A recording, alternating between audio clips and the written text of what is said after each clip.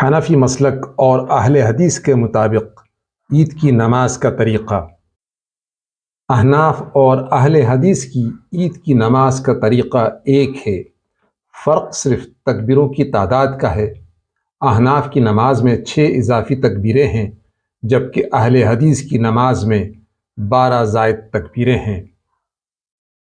عید کی نماز حنفی مسلک کے مطابق عید کی نماز ادا کرنے کی نیت کریں، امام کے ساتھ اللہ اکبر کہہ کر نماز کے لیے ہاتھ باندھ لیں، ثنا سبحانک اللہم وبحمدک وتبارک اسمک وتعالی جدک ولا الہ غیرک آہستہ سے پڑھیں۔ امام کے ساتھ مزید 3 تکبیریں کہیں۔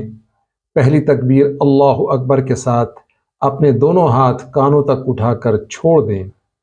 دوسری تکبیر اللہ اکبر کے ساتھ دونوں ہاتھ کانوں تک اٹھا کر چھوڑ دیں۔ تیسری تکبیر اللہ اکبر کے ساتھ دونوں ہاتھ کانوں تک اٹھا کر باندھ لیں۔ امام کو سورۃ الفاتحہ اور ایک اضافی سورت پڑھتے ہوئے غور سے سنیں۔ امام کے ساتھ رکوع اور سجدے کریں اور معمول کے مطابق نماز جاری رکھیں۔ دوسری رکعت میں امام کو سورۃ الفاتحہ اور ایک اضافی سورت پڑھتے ہوئے سنیں۔ سورت مکمل ہونے کے بعد امام کے ساتھ مزید 3 تکبیریں کہیں۔ پہلی تکبیر اللہ اکبر کے ساتھ اپنے دونوں ہاتھ کانوں تک اٹھا کر چھوڑ دیں۔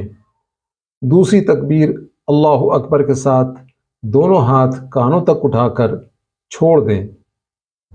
تیسری تکبیر اللہ اکبر کے ساتھ دونوں ہاتھ کانوں تک اٹھا کر چھوڑ دیں۔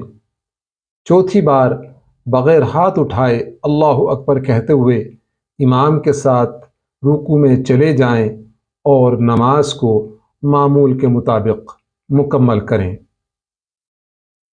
عید کی نماز اہل حدیث کے مطابق۔ عید کی نماز ادا کرنے کی نیت کریں، امام کے ساتھ اللہ اکبر کہہ کر نماز کے لیے ہاتھ باندھ لیں، ثنا پڑھیں، امام کے ساتھ 7 زائد تکبیریں کہیں، ہر تکبیر کے ساتھ دونوں ہاتھ کانوں تک اٹھا کر باندھ لیں۔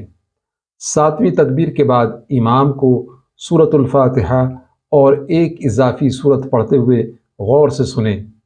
امام کے ساتھ رکوع اور سجدے کریں اور معمول کے مطابق نماز جاری رکھیں۔ دوسری رکعت میں کھڑے ہو کر امام کے ساتھ 5 زائد تکبیریں کہیں، ہر تکبیر کے ساتھ دونوں ہاتھ کانوں تک اٹھا کر باندھ لیں۔ 5ویں تکبیر کے بعد امام کو سورۃ الفاتحہ اور ایک اضافی سورت پڑھتے ہوئے سنیں اور باقی نماز کو معمول کے مطابق مکمل کر لیں۔